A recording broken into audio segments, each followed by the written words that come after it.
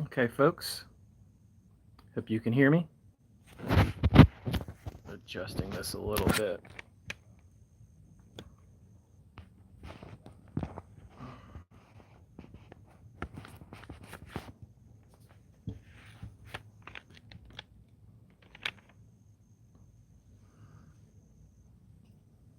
Okay.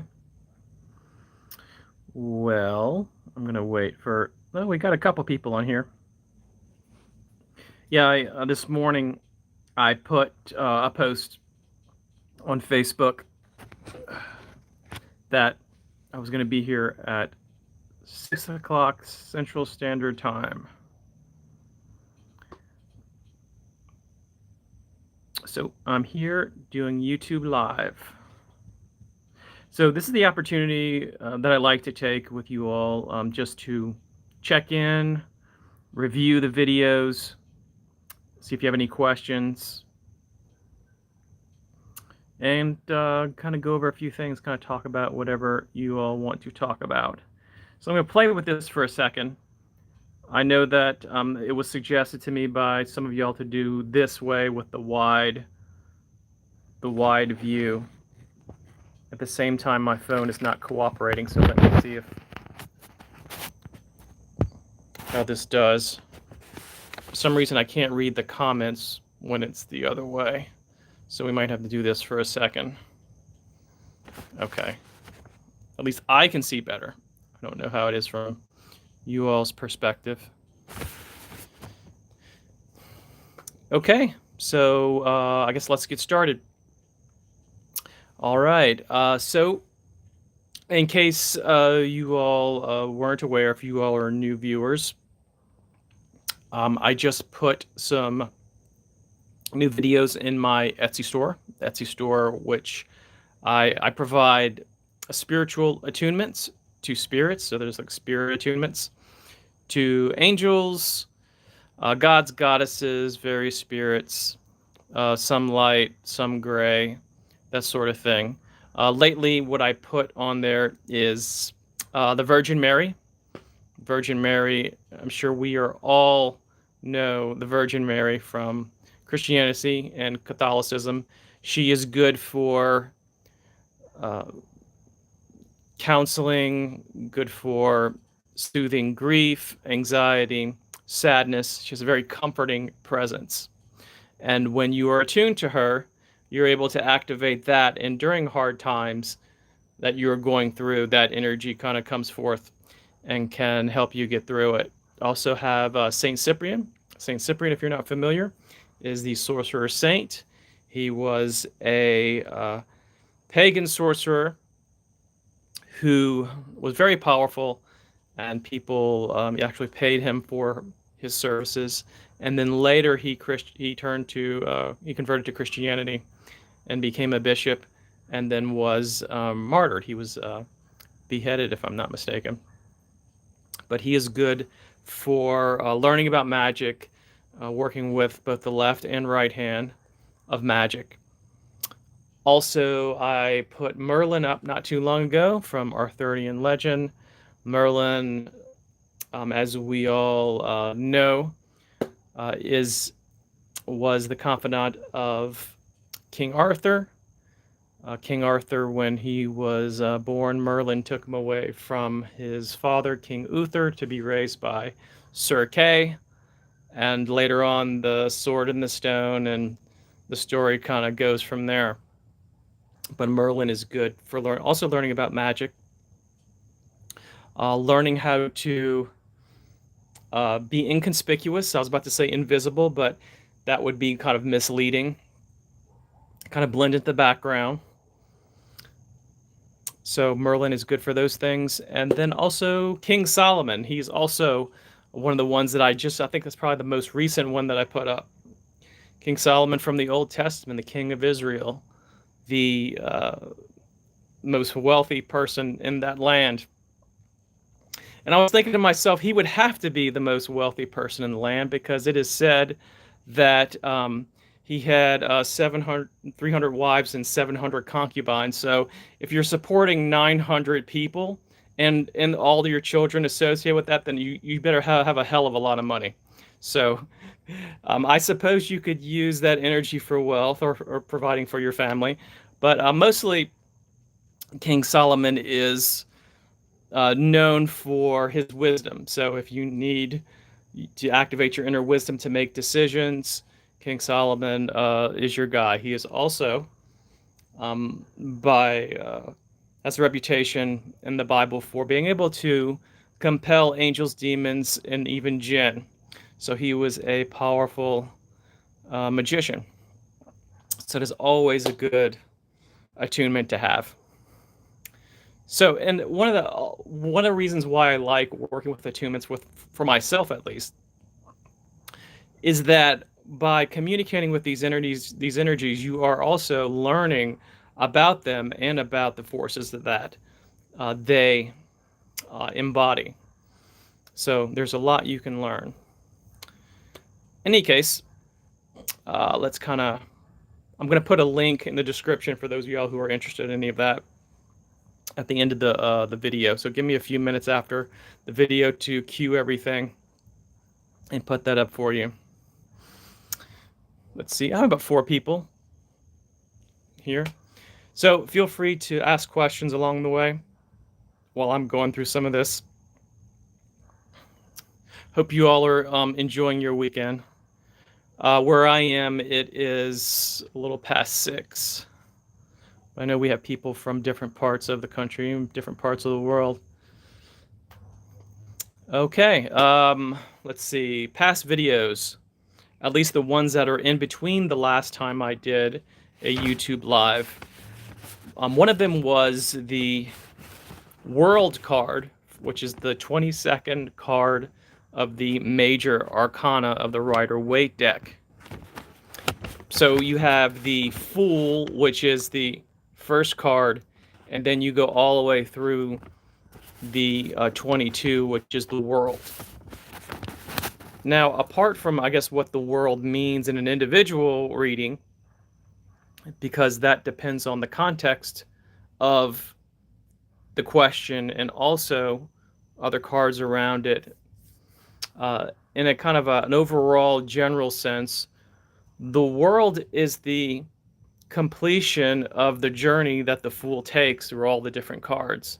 The Fool is like a little bit of like a young, innocent person without any knowledge. He's very naive.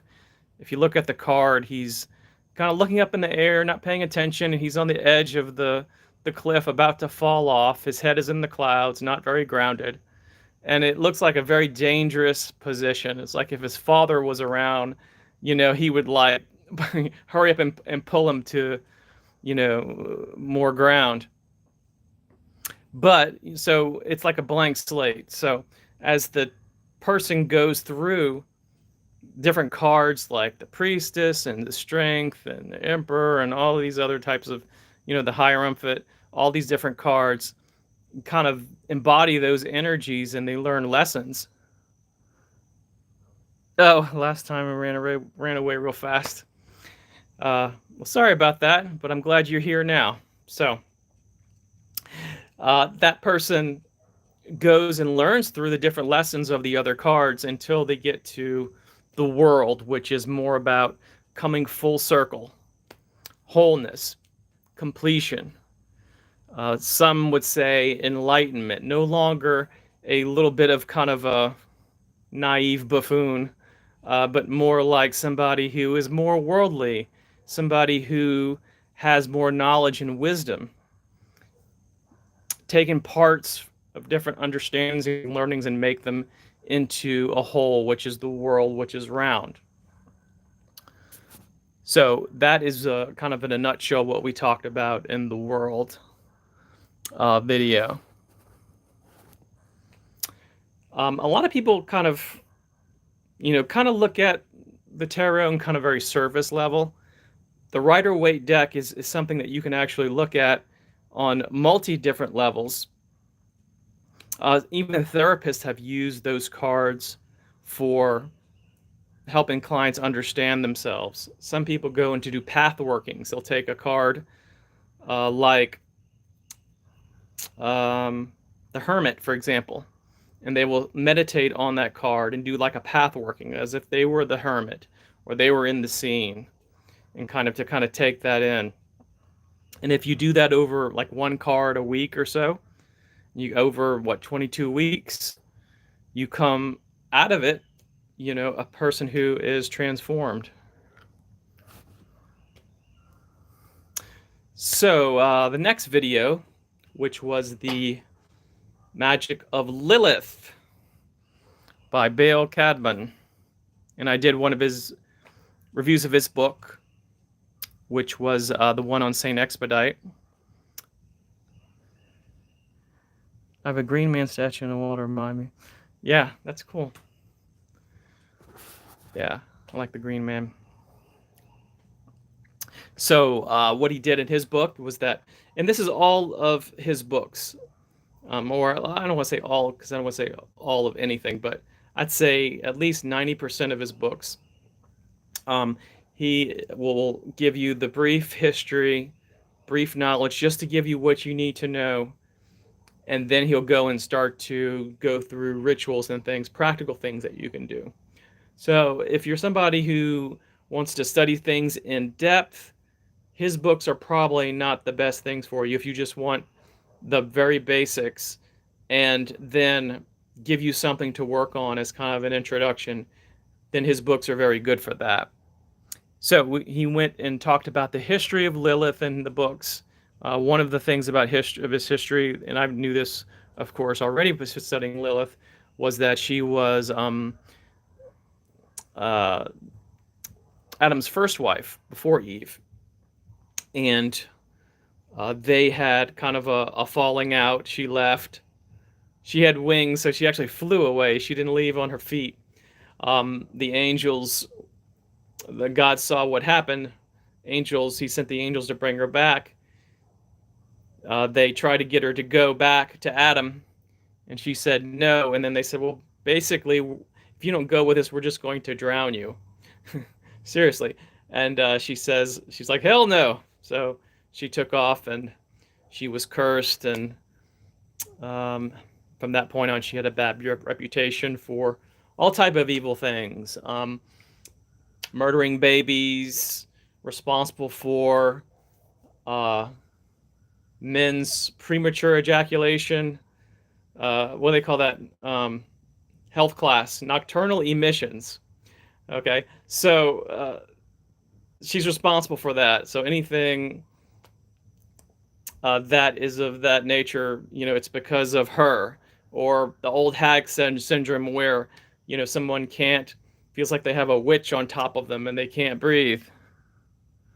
Hey there. This sleep paralysis is what they call it now. Oh, that's Lilith. And that sleep disorders have been around for a long time, but they attribute it to Lilith. Oh, thank you. And of course, it kind of maligns women who don't want to follow the status quo. So many feminists were saying, well, this is kind of an example of male patriarchy, setting this on to a woman, these negative characteristics. So Lilith is also about female empowerment and female rebelliousness, not doing what you're supposed to do. He doesn't go so much into that, but that's just from my studying and knowledge about Lilith. So as far as Lilith is concerned, though, sexual magnetism. There is a book by, I think it's Donald Tyson, Sexual Alchemy, which I think talks a lot about that. Look up Donald Tyson's book. He also, I think, has a book on Lilith. It's called The Book of Lilith, if I'm not mistaken. But he talks about a lot about that. He can talk to you more about that than I probably can. So, and then after that, what happens with his book is that after he gives you the basic knowledge, when is your next book? My next book is happening when I have more time to write. It seems like lately I've had so much so much going on, you know, the Etsy store, you know, personal things as far as working full time apart from the channel and all that. So we'll see. It's still on my mind, but it is more about organizing the information.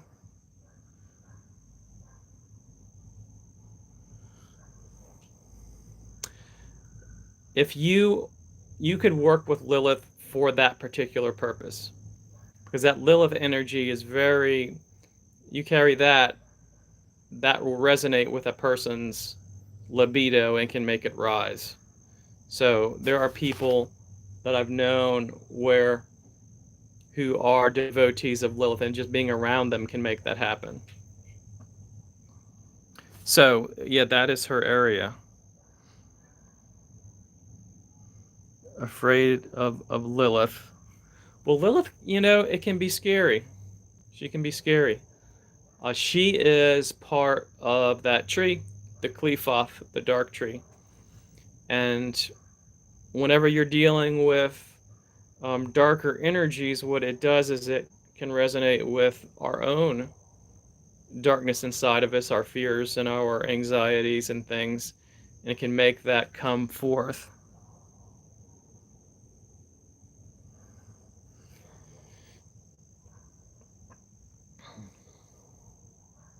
I'll have to think about that.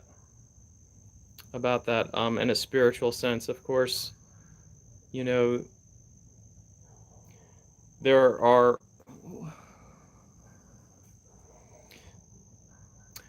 So I don't want to get too off track of things. So what he does is he goes through 6 or 7 different rituals with Lilith, so of various kinds, and I believe one of the purposes of that, one of those rituals is, you know, to make someone attracted to you. So, and then as far as that's concerned, you have to deal with the ethics of all of that. That's between you and yourself, or if you also believe in, you know, God, the higher power. That's true. That's true.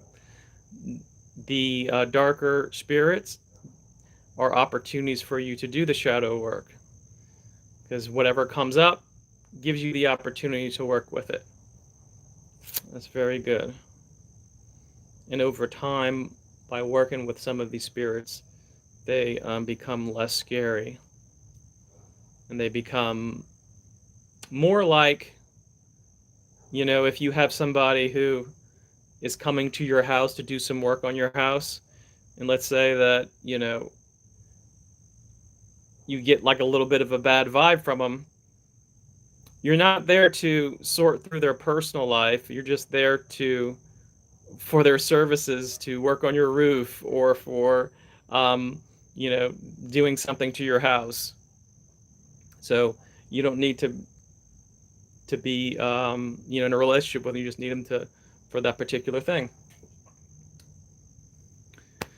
So that is Lilith. Next, I went into talking about Moldavite, which is the really popular stone nowadays. So if you've never seen it, I can understand that. There are other people that are afraid of non-angelic entities. So that's perfectly listening in Taiwan. Okay. So you are not alone in being afraid of that. So Moldavite, it's this greenish stone.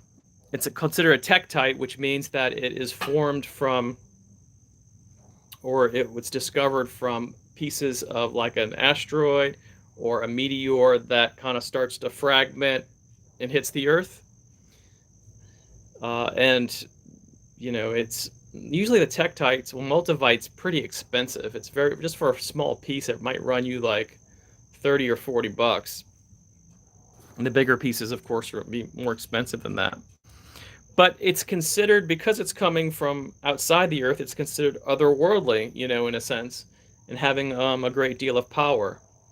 And when you touch it, you definitely can feel the difference. It doesn't feel natural. It doesn't feel from this earth. And one of the properties of Moldavite, and this has been observed and experienced from a lot of people, is that it's very transformative. It is very much increases your spiritual growth. It starts to kind of break away some parts of you that may be no longer serving you. Enhances intuition. Now this change,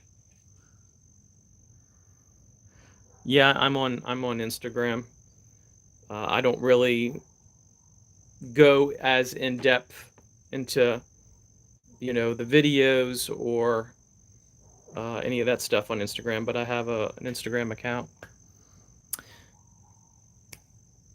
So it's very disconcerting for some people. Some people are afraid of Moldovite, just like some people I think are afraid of maybe Lucifer or Lilith.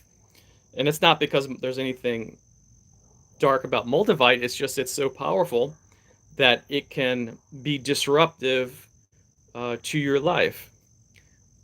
Let's say that I work in healthcare, so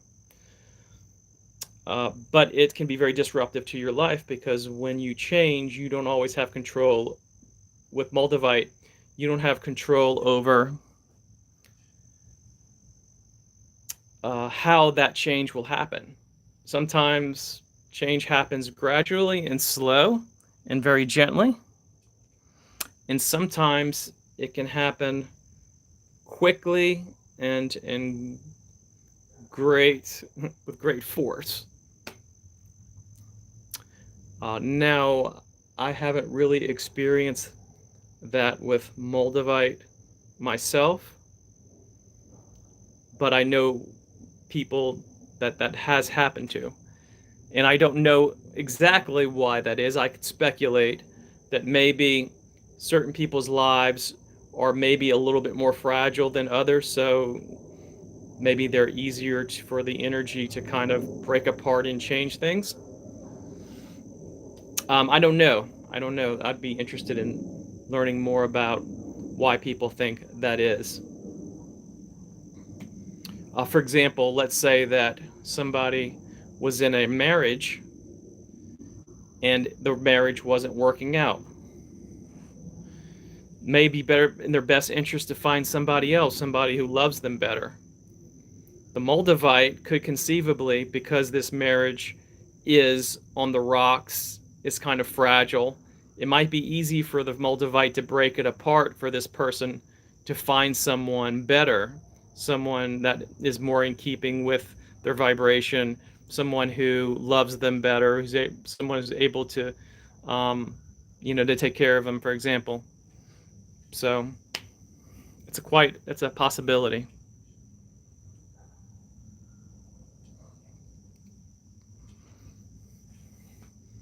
Yes, you can make all kind of changes without engaging with a dark entity. You can engage with a lot of different spirits, gods, goddesses, angels. Just pick what you want to work on and do some research, and you'll be able to find an entity that would be in keeping with that. Now, this is something that is just our own personal journey of us trying things and doing a little bit of research and trial and error. So there isn't a one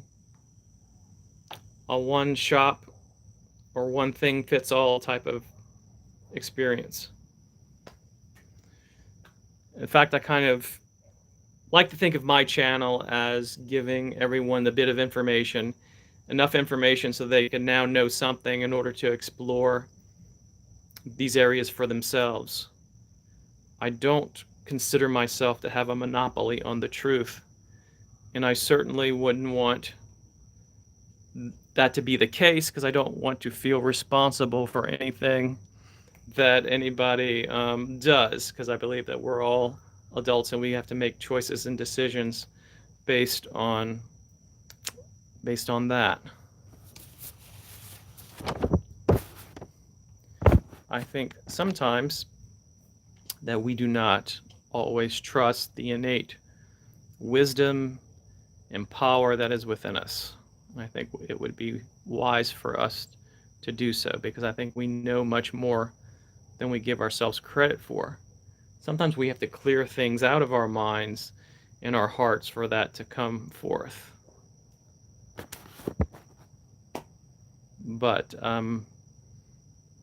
I believe in you all, because I've talked with some of you through comments and through my Patreon and through my Etsy store, and I see people, I see you all figure this out. So you're not fooling anyone. You can do this. Okay. All right. So that's my videos that I wanted to go over in case you wanted to check it out. You know, I was having a conversation with my niece. I have a niece that is in her late 20s, and she messaged me on Facebook and was telling me how my great niece, her daughter, was staring into space, pointing at what was visibly nothing. And she said, well, she says that it's a dog. She says it's a dog. And she says she laughs and everything. She's 2. So children that young, they're so new. They're fresh out of the spirit world themselves. So they still connect much easier than we do, because they haven't had the filters that we all have gathered about physical reality. And, you know, and we had to do that at some point and able to navigate our way through what we see around us. So my little niece, the 2-year-old, at some point started to get upset and started to cry. And my older niece was wondering what was going on. So I started to talk with her and asked her questions. You know, where does this happen? When does this happen? Have you seen anything in the house? Has my nephew seen anything? And I said, and I knew that the first thing to go to whenever you experience this, I said, do y'all see any shadows in the house? And she said, no, but, you know, your nephew does. And I said, well, not only does he see shadows, does he see the shapes of shadows? Oh, yeah. Okay, so now we're on to something.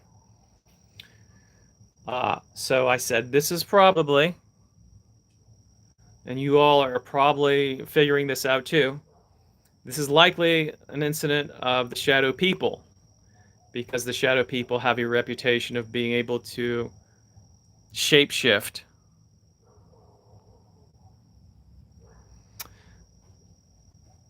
They have the ability to shapeshift, and one of the things that it can do is they're attracted to areas where there is an outpouring of emotion. So people who are prone to get angry easy, anxiety, mental health stuff, that energy kind of creates thought forms and it collects around the house. So they're attracted to that. They're like, ooh, we can feed on this. So they go and they arrive.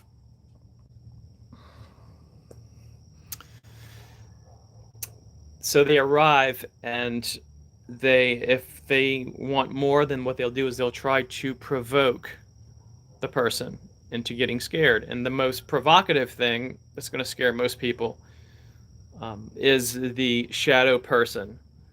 And they get scared, and they can feed off of that.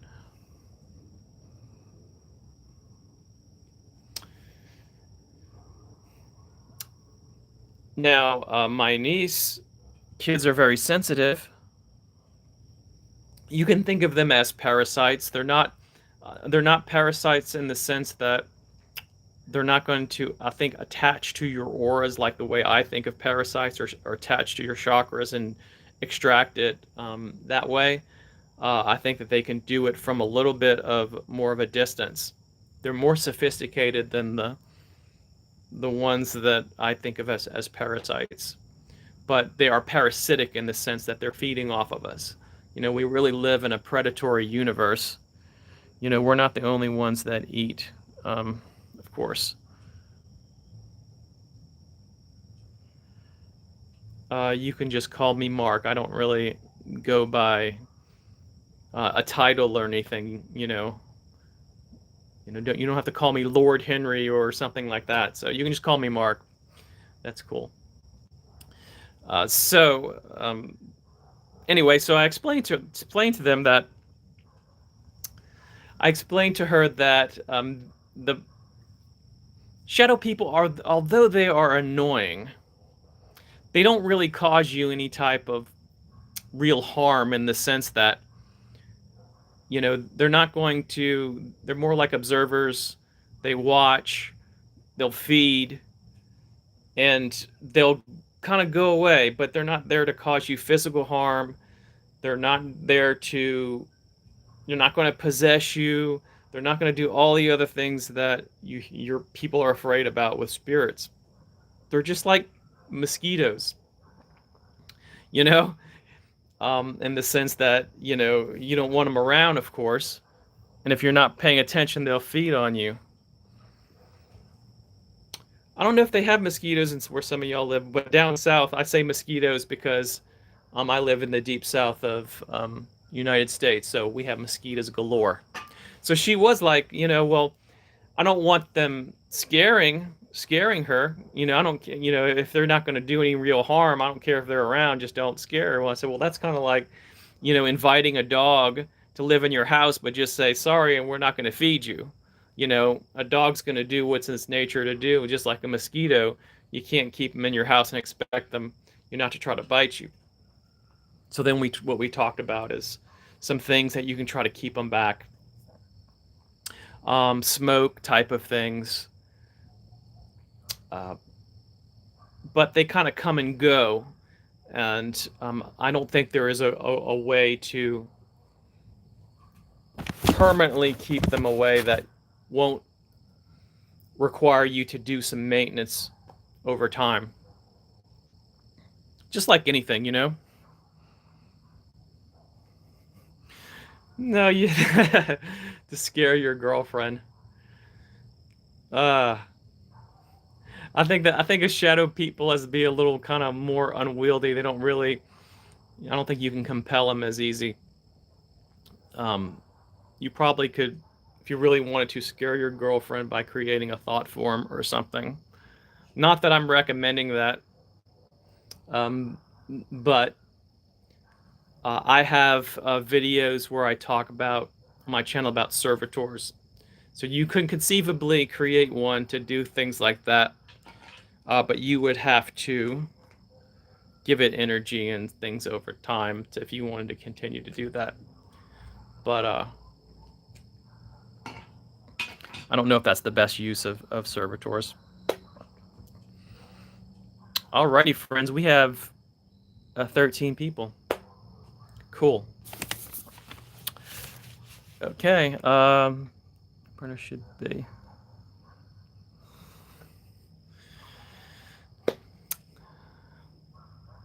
Yeah, servitors, they're cool things to create.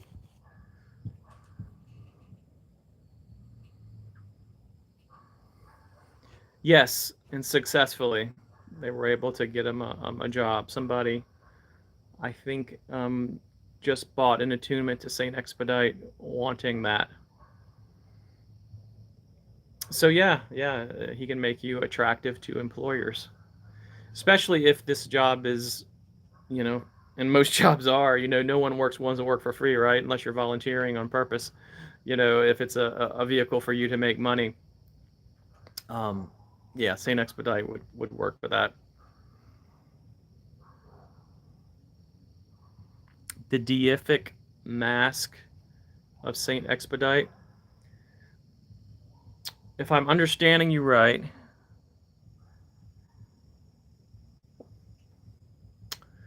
there is I believe in New Orleans and Haitian voodoo, there is a specific loa, a spirit, which is like the other side of Saint Expedite, that you can go through Saint Expedite to connect with this particular entity. I think I know it, but I don't want to share it in case I'm wrong.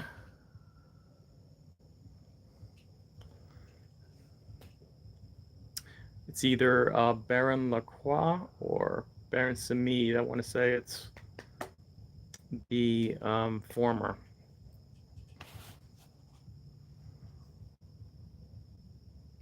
He might be Baron Samid. Like I said, I'm not 100% sure.